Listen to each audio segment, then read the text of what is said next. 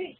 Hi, everyone. Welcome to today's webinar titled Wait What? Construction Safety Materials That Everyone Can Understand. My name is Jessica Bunting, and I am the CPWR host and tech support for this event. Before we get started, I just want to go over a few quick things. First of all, if you are having any technical difficulties, you can email me anytime during the event. You should have gotten a welcome message that popped up on your screen when you joined that has my email address, or you can simply respond to any of the WebEx emails you've received, including the reminder email that went out about an hour ago. I do want to point out that WebEx has recently updated their interface. So if you've joined us in the past, things might look a little different to you today. We're still getting used to it ourselves, so I apologize in advance if it creates any challenges that are unexpected today. The controls that used to be up top now display as buttons at the bottom of your screen, which disappear until you move your cursor over them. So they're at the bottom middle of the presentation if you can't see them currently. So those buttons control pretty much everything you want to do. If you can't see the chat box or the Q&A box automatically on the right-hand side of your screen, clicking on the associated buttons below will make them appear. If you have any trouble hearing through your computer speakers at any point, we recommend that you call in using your phone instead. In order to switch your audio connection, you must first click the tiny white square button that contains a little picture of a phone and a question mark. It appears below our names and your name at the bottom right-hand side of your screen. After you've clicked that, then it should enable you to either use the round phone button at the bottom of your screen or the communicate menu link at the top in order to change your connection. If you have any trouble with that, again, just email me or message me in the chat box. We will take some time at the end of today's presentation to answer questions. You can enter questions in the Q&A or chat box at any time during the presentation, and then we will do our best to answer all of them at the end. Please address your questions to either everyone or privately to me, the host, to ensure that they are read. Do not send them directly to our presenter. And finally, today's webinar will be recorded, and the link to that will be emailed to everyone along with a PDF of the slides and related resources following the event. So our presenter today is Clayton Sinyai, CPWR's Communications Research Manager. Clayton, thank you for joining us, and I will let you take it from here. All right, thank you. Good afternoon, everybody. Thanks for joining me today. As Jessica mentioned, I'm Clayton Sinyai. I'm Communications Research Manager here at CPWR. And I'm going to be presenting on how to prepare or select safety training materials that everybody can understand. So to start, let me go over what we're going to be doing the next 30 minutes. First, I'm going to explain a couple of concepts in the communications field, readability and suitability, what they are and why they're important in writing or choosing safety training materials. Second, I'm going to tell you about 4 big questions that communications experts will tell you to answer before you even start writing your worker training materials. Third, I'm going to share 3 evidence-based tips that communications professionals have discovered that will help you prepare your written materials for training courses in a way that will be accessible to a lot of audiences. And finally, I'll show you some tools and resources you can use to go beyond these 3 tips and take your own written materials to the next level. I'll start with the concept of readability, which some of you may already be familiar with. For more than 50 years, writers have been using readability formulas to estimate how difficult a text is. Let's take this passage from Elise as an example. Different readability formulas estimate that you'd need to be a high school senior or even a college freshman to understand it. And let's be honest, for any of us who haven't gone to law school, reading Elise is a chore.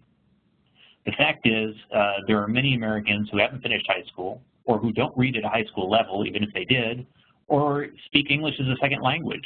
That's why a lot of experts recommend when you're writing for the general public, you should aim for a text that someone with 8th grade reading skills could understand. Even better if you can get one that 6th grade reading skills are enough to get the main message.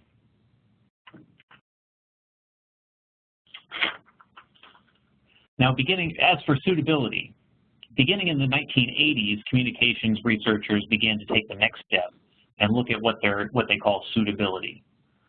Suitability of a handout or a written training material goes beyond just the readability, the difficulty of the text, to look at how the written material is organized and presented. Does it have one main message? Is there a clear and specific description of the behaviors you want someone to do?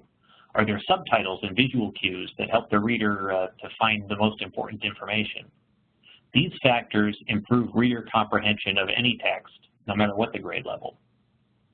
This CPWR hazard alert card on ladder safety that we put together illustrates a lot of different best practices used in layout and design for clear communication, and we'll talk about some of them later. Now, communications experts have created a number of easy-to-use calculators and checklists that you can use to review materials and to improve them using evidence-based communications practices. Health communication researchers have used these in a number of different fields. We at CPWR wanted to know if they work with construction safety and health training materials, so we designed an experiment using one of them, the CDC Clear Communication Index.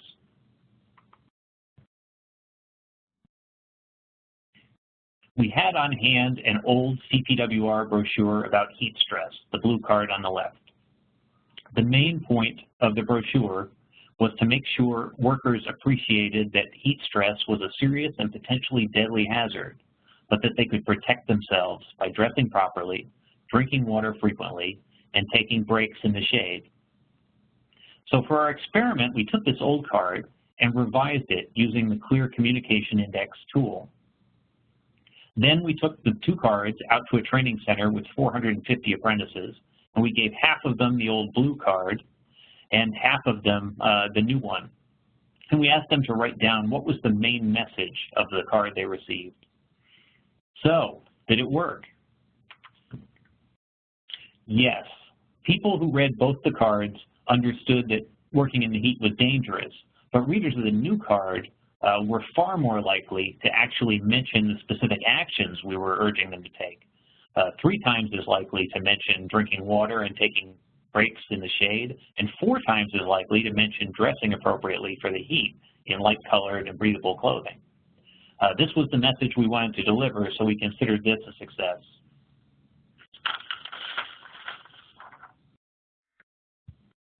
So, it did seem that these communication practices did work in occupational safety and health training materials.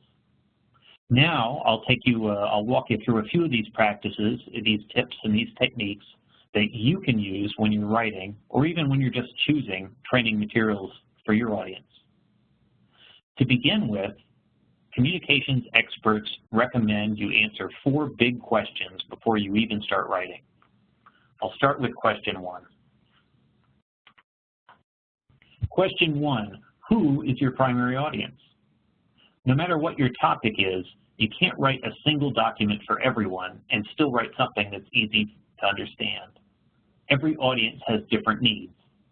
This is one of the challenges for people preparing safety data sheets, because they're intended for every different audience every different group of people who might encounter this hazardous substance in its life cycle. Whether it's the chemist or the trucker or the construction worker or the paramedic who treats someone who's been injured by it. This makes the SDS an excellent reference source for everybody, but it's not a very effective training document for any particular group.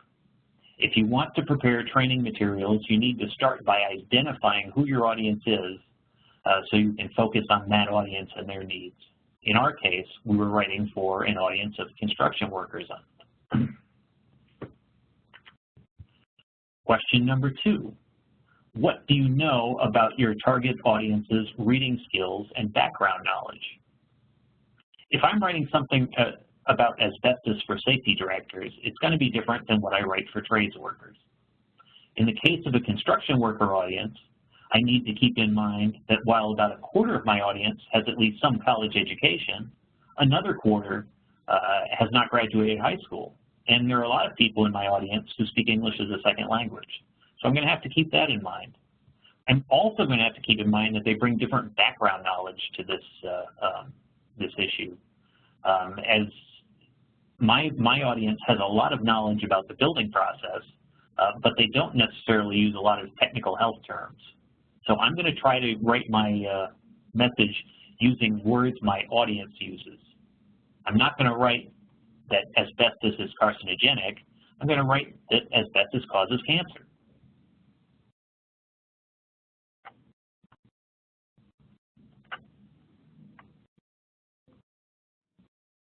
Question number 3. What do you want your audience to do after they've read your handout or your notice? In health communication, we often call this the call to action. For instance, when we wrote our working in hot weather card for construction workers, our call to action is we wanted them to drink water frequently, take breaks in shaded areas, and wear light, breathable clothing. If we'd have been writing a card for superintendents or safety directors, our call to action would have been mainly about the responsibilities of employers, that they need to set up shaded areas for workers to take breaks, and they need to set up water stations. Now, as we mentioned before, this is very different than the approach taken by the SDS, which has many different audiences and therefore many different calls to action. Workers might need to know what an SDS on a hazardous chemical tries to address workers who need to know the PPE they need to wear while handling a substance, but they also try to address the firefighters about how to extinguish a chemical fire, paramedics about how to treat. They're trying to handle a bunch of different audiences and a bunch of different messages, which makes any handout more complicated. Finally, question number 4, what is your main message statement? Having thought about your audience and what you want them to do, you should be able to summarize what you have to say in a short main message statement. 1, 2, maybe 3 sentences summarizing your main point. In occupational safety and health training materials, that main message is usually going to focus on your call to action. Your main message should appear prominently at the start and ideally at the finish of your handout or your card or your notice, and the text in between should reinforce that main message. So when we were preparing this new hazard alert card on heat stress, we boiled down our main message to this. Each year, thousands of workers get sick from heat exhaustion and heat stroke. Some even die. But you can protect yourself and feel better as you work by dressing for hot conditions and taking frequent breaks for water and shade. The part I've highlighted in red is specifically the call to action, the most important part of this main message. So once you've done this, you should write down your answers to the big 4 questions. These are going to be your guide as you work through the steps of actually writing the material, and you're going to refer to them frequently. Now I'm going to share with you 3 tips, as I promised, to use when you're writing in order to get your point across to your audience clearly. Tip number 1, keep focused. Experts in adult education tell us that adult learners generally are goal-oriented. They want practical information that they can act on right away. They don't want a lot of backstory. When writing safety and health materials, usually they're going to be thinking, why should I be concerned about this, and what should I do to protect myself? That's it. Everything should be related to your main message or your call to action. If you're doing things that aren't about your if you're talking about things that aren't supporting your main message or your call to action or telling them how to do these things, you're wasting their time.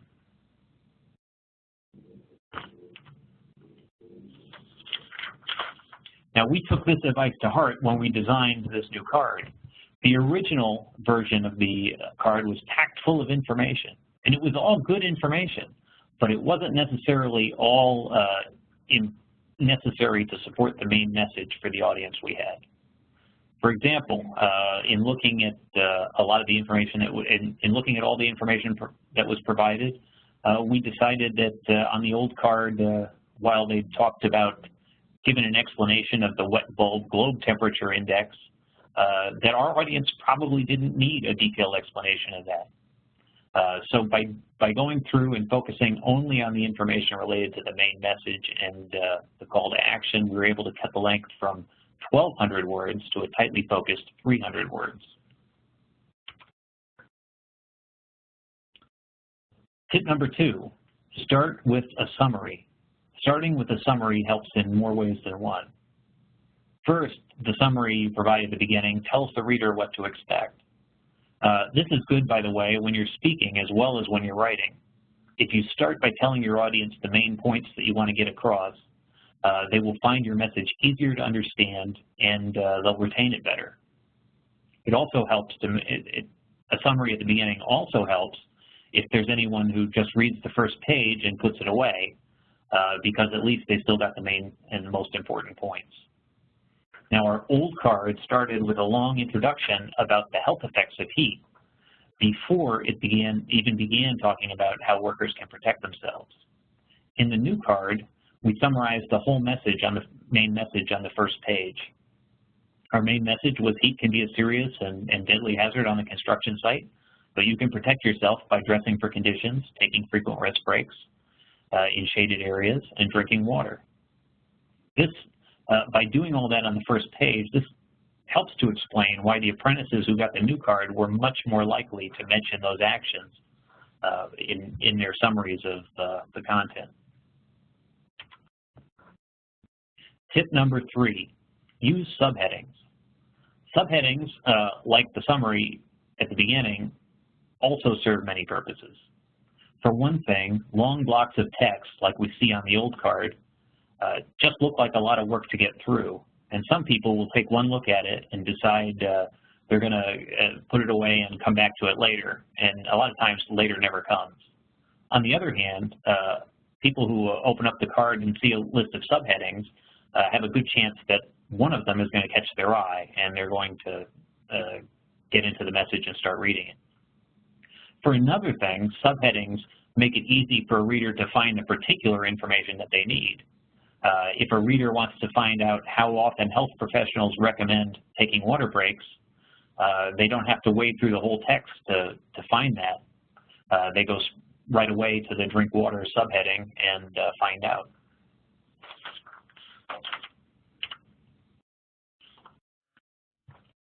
Now you can see why the apprentices who read the new card were 3 times as likely to mention taking breaks, 3 times as likely to mention drinking water, and 4 times more likely to mention dressing for the weather.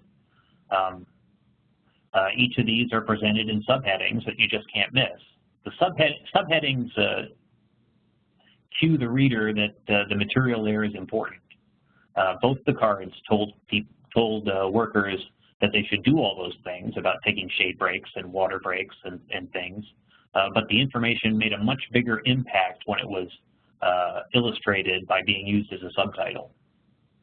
So these are 3 of the most important tips for designing clear and effective training materials, but communications researchers had identified many others. I'm going to leave you by sharing a few tools that you can use on your own to take your written training materials to the next level, incorporating these tips and additional ones. One of the most basic tools in your toolkit should be a readability calculator. There are lots of free readability calculators to be found online, and there's even one built into your Microsoft Word. You have to change the settings to deploy it, but it's in there. It's well worth your time to drop your intended text into a readability calculator and see what it says about the reading difficulty of what you've written. The calculator will alert you to long words and long sentences that you want to take a second look at. But use common sense. If the word is used by your audience, it doesn't matter if the computer thinks it's a hard word. Mainly, you're looking for words that your audience is going to find hard.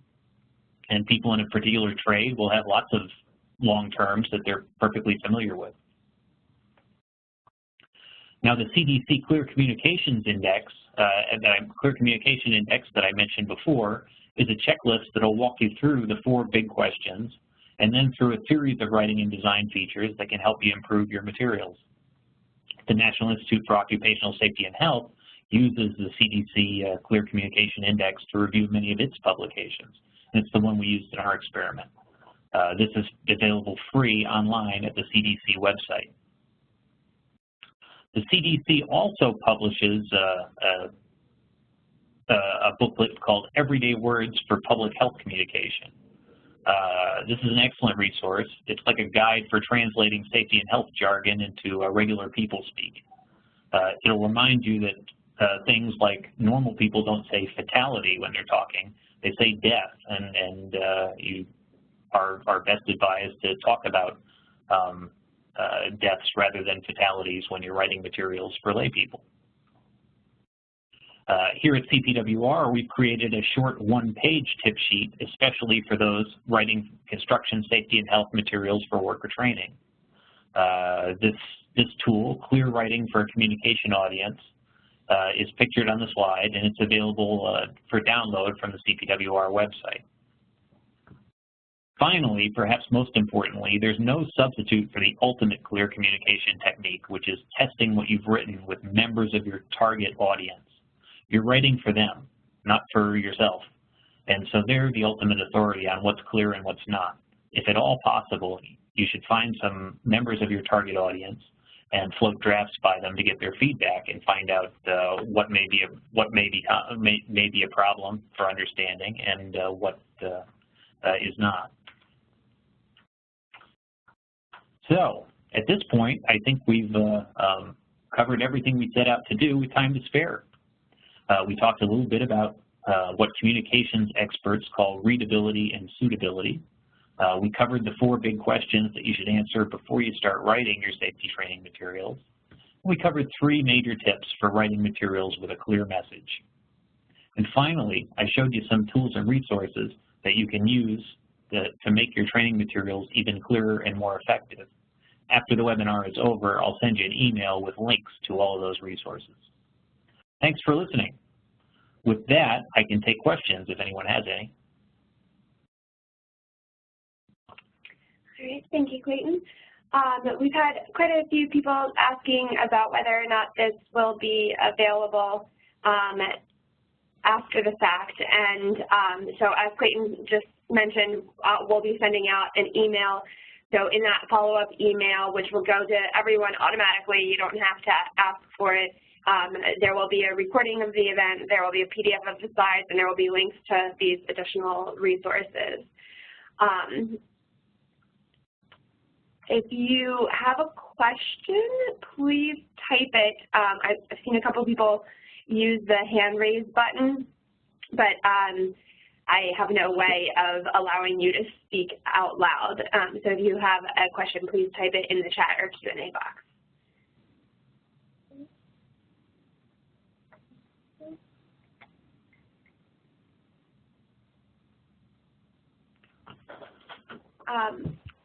The question, do these same principles apply to online training? Absolutely. Online, we do more and more of our written materials online, and that's very important. That's one of the areas that the National Institute for Occupational Safety and Health uses the CDC Clear Communication Index for. It's when they put out public health information that they're publishing on the website for a general audience. Okay. In today's construction world, would you suggest that the papers also be written in Spanish?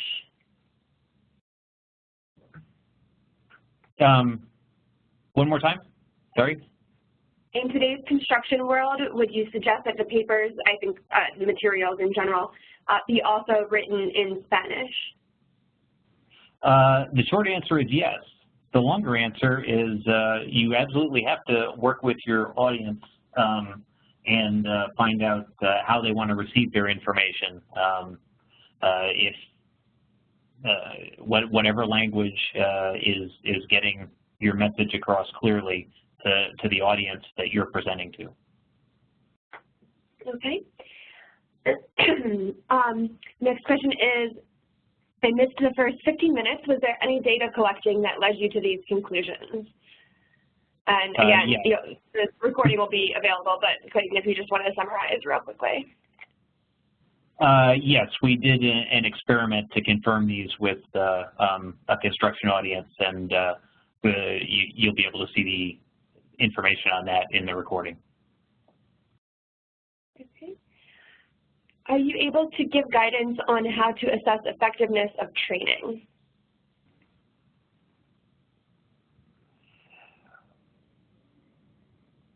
In this case, this particular research assessed the effectiveness of one part of the training, which is when you're using written materials, have you delivered the information effectively to your audience? If you haven't done that, the training has not worked. However, that's not sufficient by itself. Other techniques would have to be used to find out about changes in attitudes and long-term commitment to those practices. So I wouldn't want to represent it as that. It's one of many things you have to evaluate. Your effectiveness of your communication is one of many things you have to evaluate in training, in evaluating training. Okay. What about the use of visuals as a substitute for word explanations? Very good. And in fact, if you get into the, I didn't go on into the details. If you make use of the CDC Clear Communication Index or one of the other checklists, one of the things they will absolutely recommend is accompanying your descriptions with illustrations of people doing the practices that you're recommending them to do. This both helps explain the practices and reinforce them by giving a visual example, but also helps those who may not be reading it or cannot in a particular language. Okay. If we have material that we are required to provide our workforce that is difficult to interpret, would it be advantageous to provide additional supplemental material or to summarize the existing material to make it understandable? I would say the additional, I didn't think of these at cross purposes. I think you have to supplement it with something that will summarize the important points for that audience. That's what I was trying to get at with the safety data sheets, is that these are important. It's critical to, and the law requires you to make them accessible to anyone who's dealing with the hazardous substance, including workers. However, it's not enough by itself. You need to supplement that with additional materials that are focused on your particular audience and made accessible to your particular audience, either by summarizing them or by developing entirely new materials that incorporate those points. Okay. Do you find that printed materials are still the main medium used? How do the digital forms align with the principles you shared today?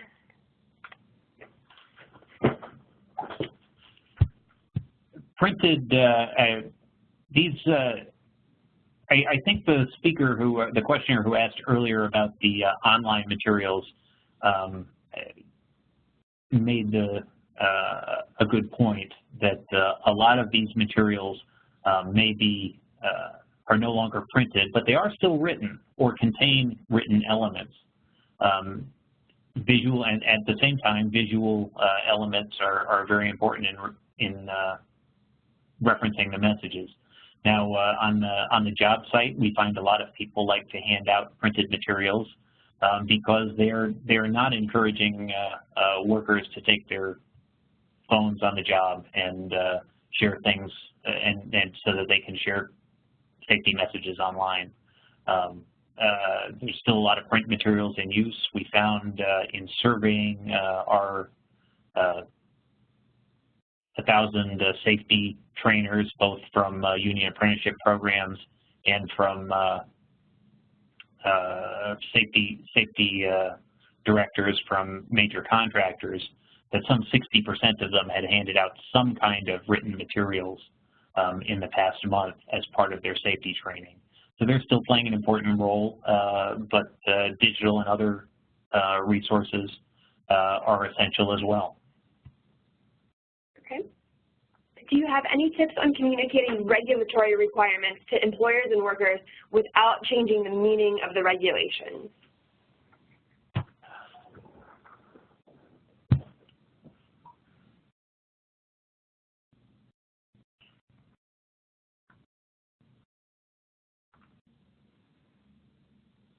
I'm not sure there are specific tips to changing or to presenting that information to employers or workers without changing the meaning. I think it goes back to the lease document I showed you earlier. Regulations and like other legal documents are written primarily to stand up in court and in judicial proceedings, not necessarily for clear communication. All these kinds of documents require some manner of translation in training, whether you're working with a construction contractor, a superintendent, or a worker, because they simply aren't written in terms of,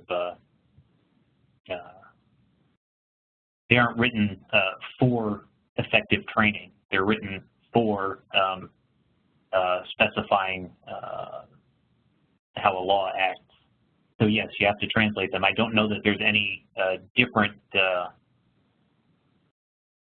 if there's any difference between translating those into a clearer text or guide than it is translating a medical recommendation from technical language into colloquial terms that a lay audience can understand. Okay. What has been your experience regarding AODA compliance for those with disabilities? Not a major area of my expertise. I can't guide you there. Okay. I struggle with the need for low literacy content and the fact that some of the worker audience may be low literacy but very smart. Any thoughts on resolving this kind of issue? I don't think that clear writing is explicitly for low literacy audiences, and I don't think it has anything to do with intelligence. Clear writing, if you look at the way a newspaper is written, you'll see that it's written for a lay audience. Newspaper reporters for 100 years have been trying to write in a way that every audience can access it, regardless of their level of education or literacy, as long as they have basic literacy. So they tend to write at the 6th, 7th, or 8th grade level, but nobody who reads the Washington Post thinks they're being talked down to. They're just being talked to in a way that's clear, with sentences that are not needlessly complicated and without being weighed down by jargon. I try to do clear writing in all my writing, whether I'm writing for an academic journal or for a handout used in worker training, and I would recommend everybody do the same thing. There doesn't have to be a contradiction between writing for audiences at all level of literacy. Okay. What type of field testing do you recommend? Focus groups or worksite interviews or other?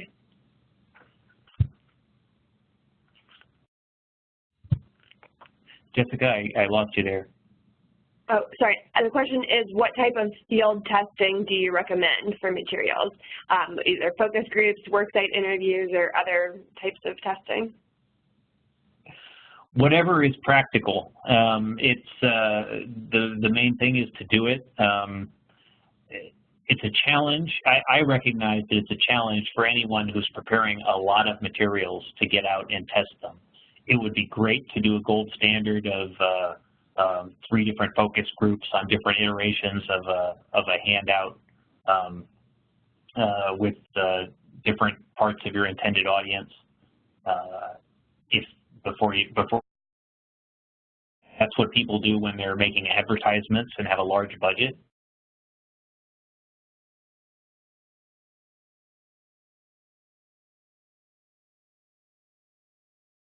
Clayton, are you talking? I'm sorry, you're going in and out.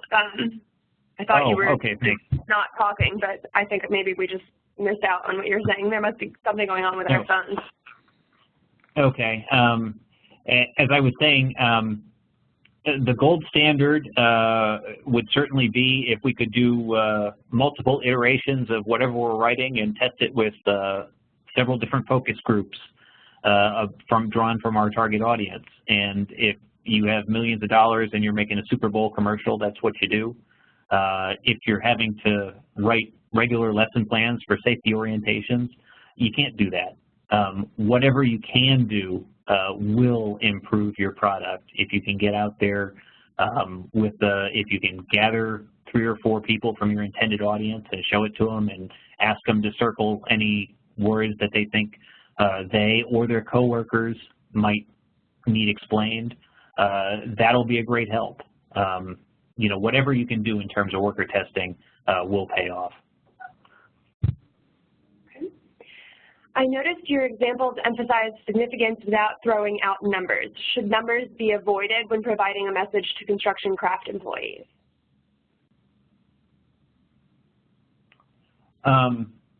No, but if you do use numbers, you do need to make sure that they're written in terms that your audience can understand. And by that I mean we have, for instance, a hazard alert card that we put together on trench safety and about the hazards of trench collapse. And in one place we mentioned that a cubic yard of soil weighs as much as a small car. That gives the person, a person may not be able to visualize if you just mention that a cubic ton of soil is likely to fall on them if they're working in a trench. They may not actually get the consequence of what a ton is. It's kind of abstract to all of us who, at least those of us who aren't working in a stone yard. But if you tell them that this weighs about as much as a small car, they can instantly say, okay, I know what it would be like to have a car fall on me, and I know how serious that is. When you use numbers, you have to put them in context. Similarly, we in our hazard alert, in our heat card, recommended drinking water every 15 minutes, but we also at another place pointed out how many cups of water or how many bottles of water you should be drinking. This helps people visualize and use the numbers that they're being given. Okay. For a one-page 8.5 by 11 handout, what is the best ratio of words, like number of words to graphics or pictures?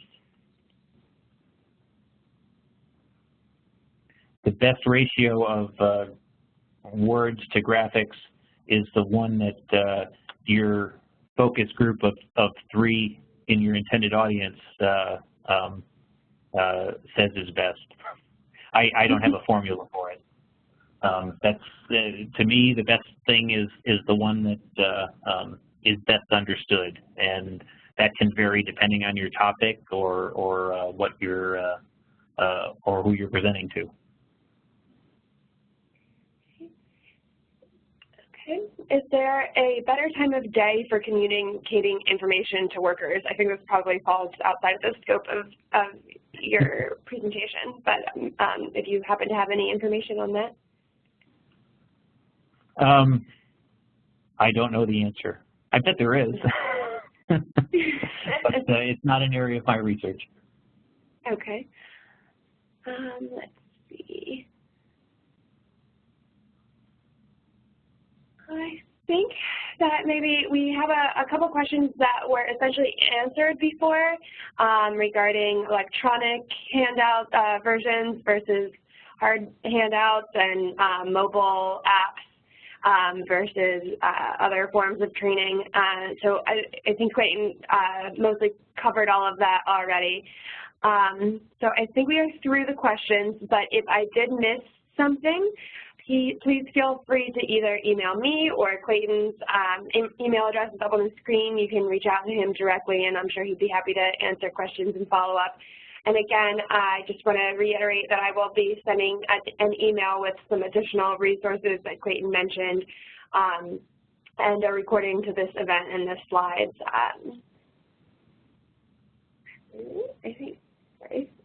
All right, I think that's it. Thank you, Clayton. All right, thank you very much, everybody.